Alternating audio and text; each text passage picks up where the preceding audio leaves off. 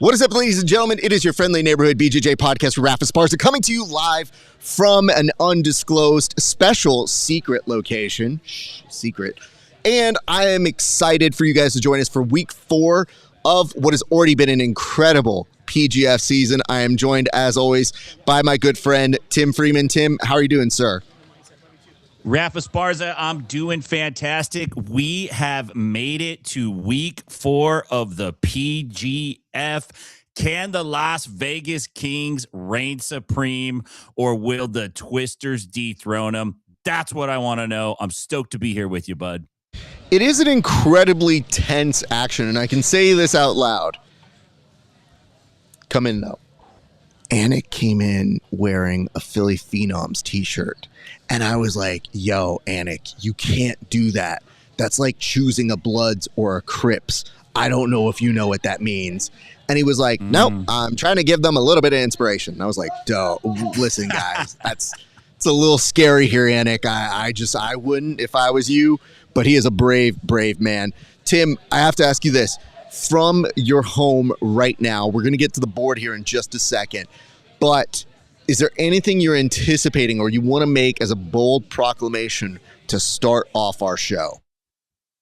Oh, I'm glad you asked me that because Raph, I love bold proclamations. And I think tonight in Block B, I believe it's Block B, we have a banger of a team matchup between the Las Vegas Kings and the Alabama Twisters, and the team that pulls through with that is really going to be the team that sets themselves up to win the championship. So pay attention to that matchup. It might be Block A. I thought it was Block B, but you guys can correct me on it. Don't worry, they will. The internet is good about doing that one thing, which is correcting whether they are asked to or not. But as people are waiting and they're excited for these matchups to kind of come onto their screens, I am curious, though, if you could do us a solid and help us recap in case anybody has missed anything from last week. Just give us a quick rundown, Tim, as I put time on the clock, of anything people may have missed from last week. I mean, last week was a pretty great week for the Las Vegas Kings. I sound like a broken record. We saw Jett Thompson jump to the top of the leaderboard once again with 18 points in week 3. He's got 43 on the season. We saw Elijah Carlton pop off. Kevin Beuhring's right up there. And Austin Oranday's making a case for MVP as well. The Alabama Twisters are still doing great. They're down by 17 points, so they're still in it. But, man, they got to do some work tonight. The Phenoms are hanging in there, but they're starting to look more like spoilers than they are contenders. And the Wolverines, really the Wolverines at this point are just trying to catch the Phenoms. That's what I would be trying to do. We had a lot of money bags given out. We had a ton of submissions in week 3. So the penalties and the shot clocks are working. So that's the big update, man. I'm expecting fireworks out of the show tonight. Thank you for that, Tim. So for all of these things and more, we're sitting here, we're getting prepped, we're getting ready. You gave us a nice little recap of what we had to see last week. But I did notice a few things that we do need to mention here. There are some major storylines that we are kind of getting into in this world. So I think people have narrowed this down to a 2-team race. The Phenoms can be incredible spoilers, but one thing to keep in mind is their big 3 that have been scoring points, which is your Derrick, your Shawn, and your Andrew, could form a very good evening. They were talking here a little bit earlier, and they seem very confident about their ability to make things happen today. They do have some favorable matchups, and we're going to get into some of those blocks here in just a second. But from all of those things, you're seeing the storylines emerge, which is, hey, don't count us out, even for our own individual performances. So I felt like that's been something that they've been especially leading that charge. Yeah, and I mean, they have some real competitive guys on the team. If they can get output, and we saw Derrick Rayfield come to life last week with 9 points, if they can get output from all 3 of those guys, they for sure still have a chance to put some pride on their name. But certainly all 3 of those athletes are in contention to make the playoffs. And it's going to get dicey because we're also talking about the element of now people are starting to see who might make the playoffs. And we are seeing more and more of these individuals who are considered on the bubble. And because you have a certain amount of folks who are right on the edge, I'm talking your 9th through 13th place. If you are in one of those positions, I would highly try to get some points on the board. I know it is incredibly important to put those 6 up if you can get them. 7, great. Yeah, of course. But if you're that close to being in that top 8, any points will do, honestly. So just giving you guys the heads up, even if it means taking a DQ points. You know what I mean? Like, points are points in this day and age right now. So we aren't judging one way or another. But now we're going to move on over to our next topic, which is that of updates. Tim, it's a pretty important thing that people understand what exactly is at play here for the different teams. So have there been any major changes that people need to know about? You know, not a ton, actually. The Kings have been very healthy. No changes. It ain't broken. Kevin Lucas is keeping it the same. The Twisters are still riding with Beuhring, Carlton, Haven, and the rest of that crew. No changes to their lineup. The Phenoms are intact. So we got most of the teams are composed the same way they were on week 1, with the exception of the Wolverines, who have Derrick Allen stepping in for the injured Anthony That would be Salisbury. the Twisters, sir. Twisters, I believe. Oh, I apologize. You were right. I got my facts wrong there. Yeah, I'm sorry. Salisbury's out. Derrick Allen is in. So, you know, it'll be interesting to see how he does. Of course, he wants to score points. He wants to get up on the board, make a case for being brought back the next time. So those are the updates that I have. Mine might not be right up to the minute here. What I would tell you, though, is if you are in the process of seeing how this works and you are able to get into that world, what I would tell you is this. It speaks volumes that most of these organizations are staying with their original 5. Looking back at the Colorado Wolverines, going back to their original 5 is a big statement.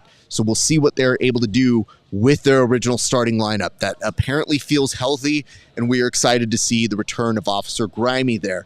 For Derrick Allen, he has been chomping at the bit. It looks like he's had his family out this way. I know how important it is for him. He does have a tall task ahead of him, though, so that is something we will get to in just a few seconds. But amongst those things, amongst those important elements that we are talking about, Tim, one thing that I really wanted to make sure we're bringing to everybody's attention is the fact that, yes, the Kings are sticking with their original lineup. That's great. Colorado Wolverines, original lineup. The Philly Phenoms, original lineup again. So that means the return of Kyle Chambers and Noah McCauley. So for all of these things and more, this is supposed to be a better reflection of not only people coming back in, but seeing how healthy and able they are to make it work in these settings.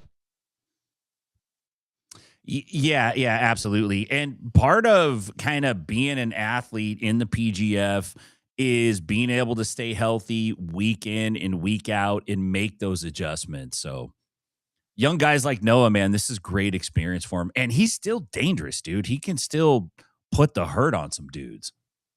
So having said that, we need to go ahead and preview some of these blocks. We're going to go ahead and start moving to these locks of the blocks. So for you, Tim, what can you tell us about the very first set of individuals going for block A1?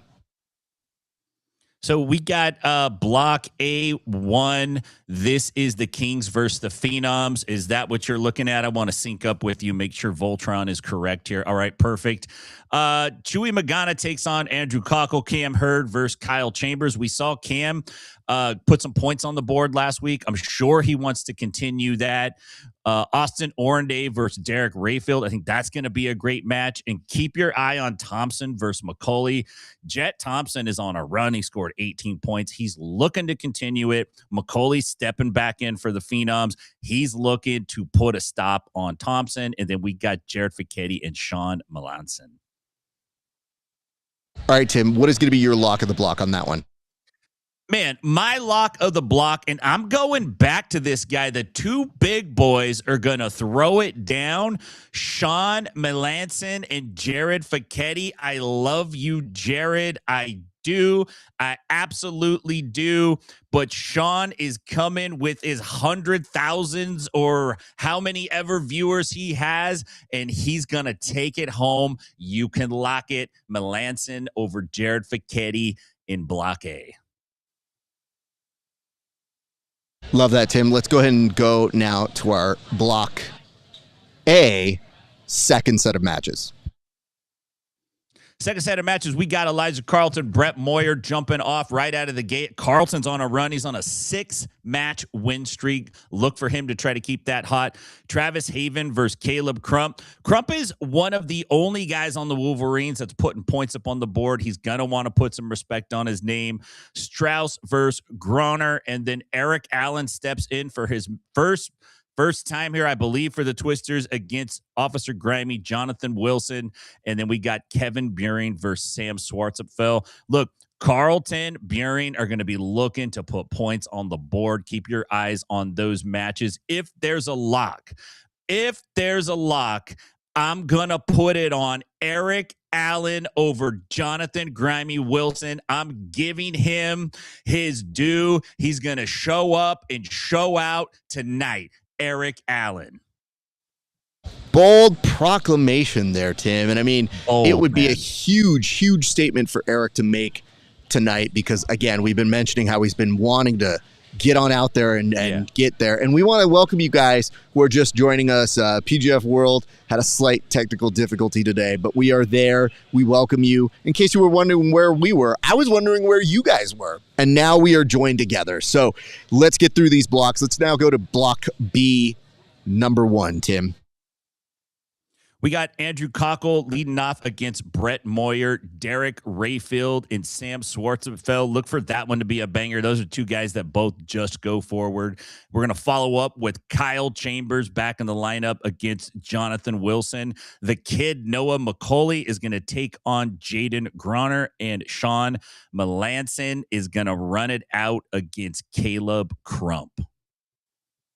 All right, Tim, what is going to be your lock of the block on that section?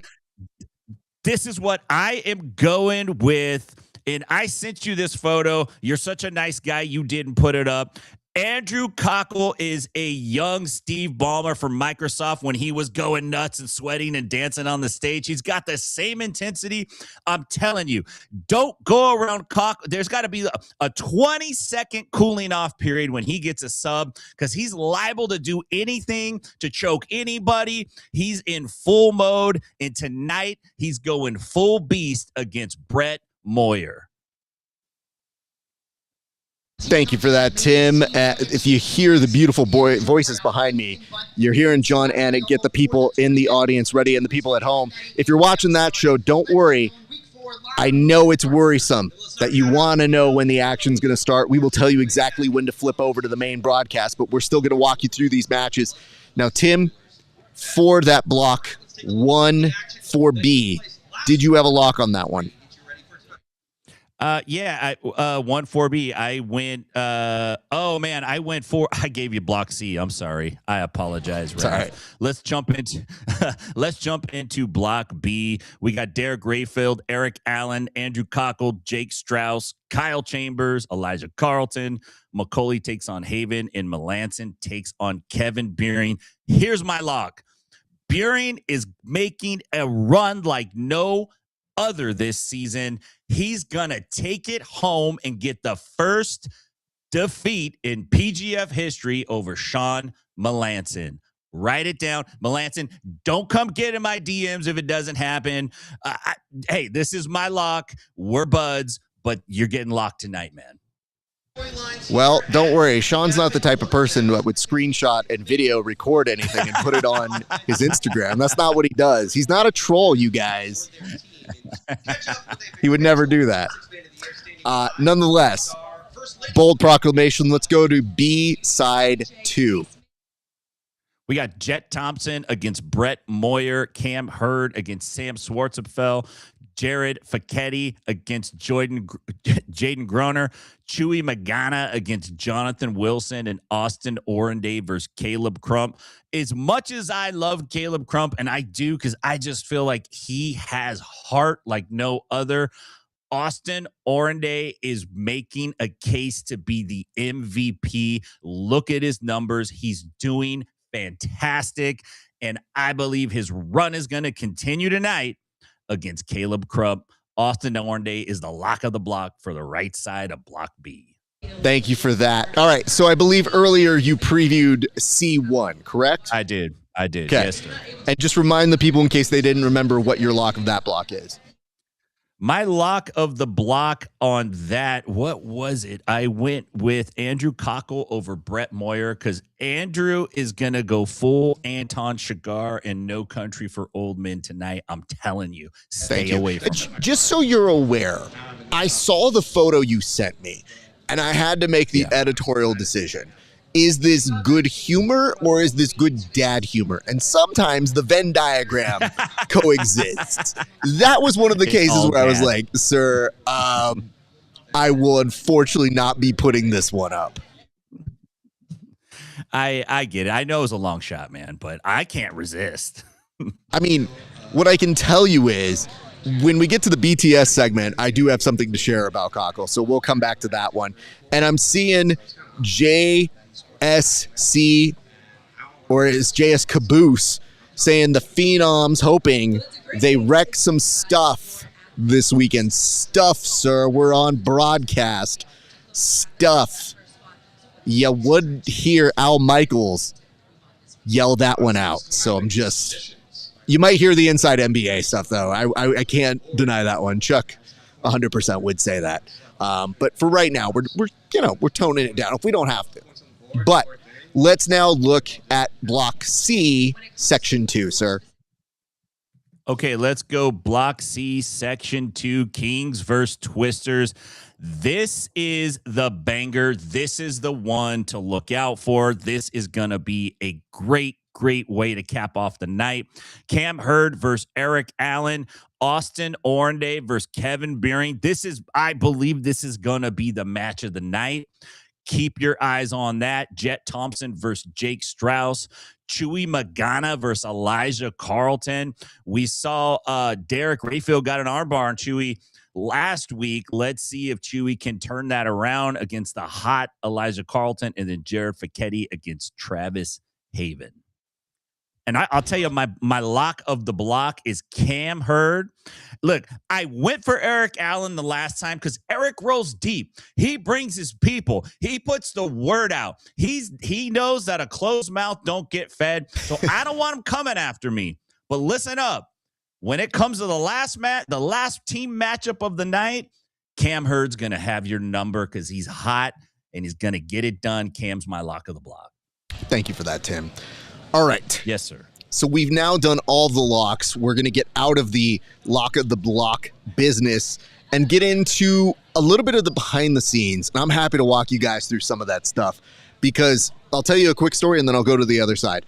But Plaster, one of our cameramen, got this great footage of me and I saw him get it. And he was doing like the Austin Powers talking to you photography thing where he's like, oh yeah.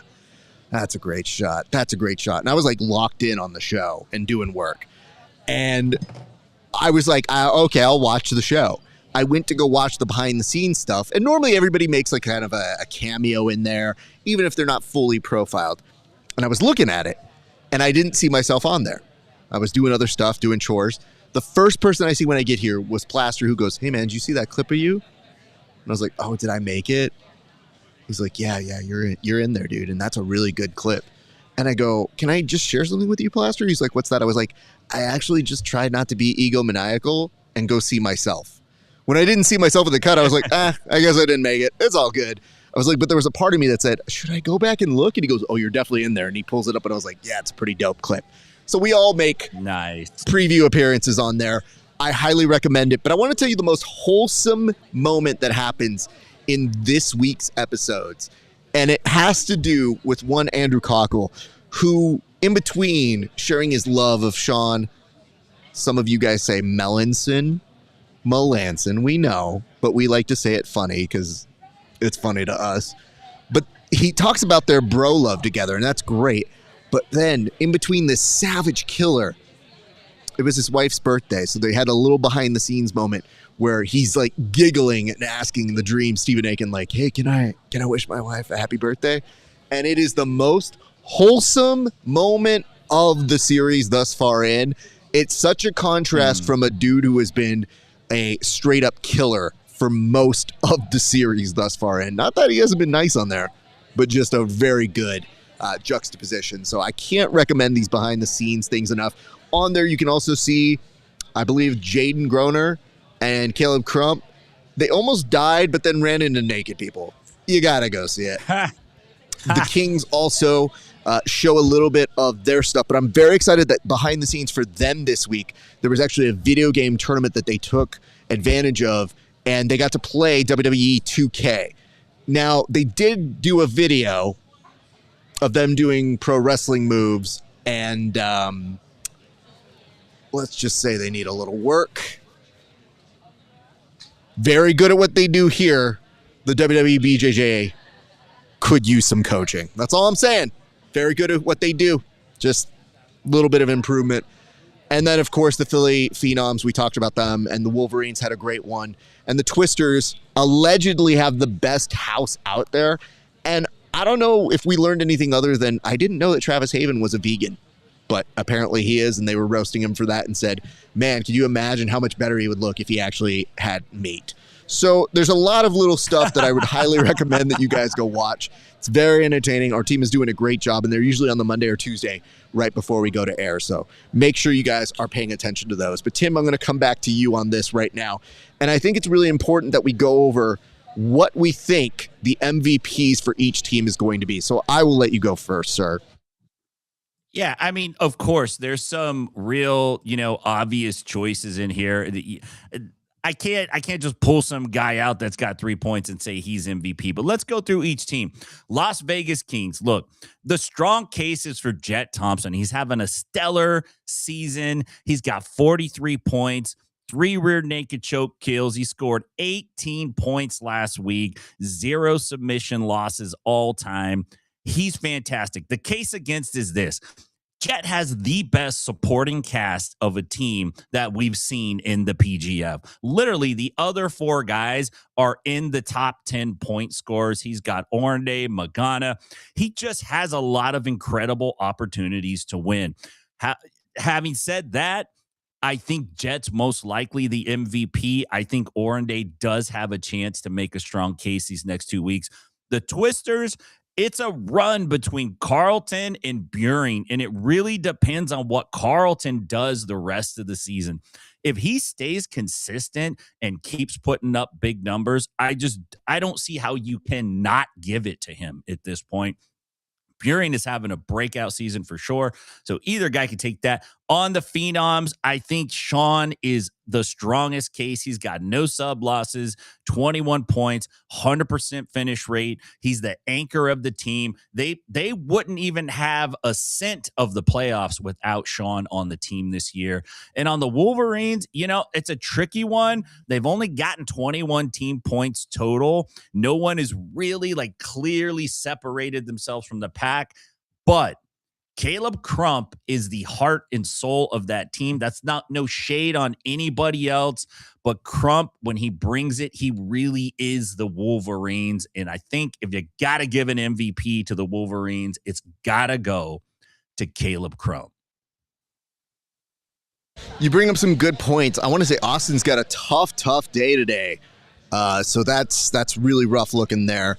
I mean, still, it's hard pressed to say that the heart isn't Chuy, but the consistency has definitely been Austin in there. It's going to be a tough day for him to do it. So today's MVP will likely be Jett once again, but that's not a surprise. What I can tell you for the Wolverines, I want to give some love to Brett Moyer, because Brett Moyer does put a couple of those 3 points on there. He also has a tough day ahead of him, but that consistency and non-wavering belief in self and team is very important to carry you through. So let's put some respect on his name in addition to those good folks. I also want to go ahead and say this. I know you were talking a little bit about who's going to improve or have their day today. It might actually be closer to being a Kevin Beuhring day. Elijah does incredible work. He does have a very fun set of matches ahead of him, but Kevin has his eyes on the prize, and there's a reason why he is ahead in the leader standings, even though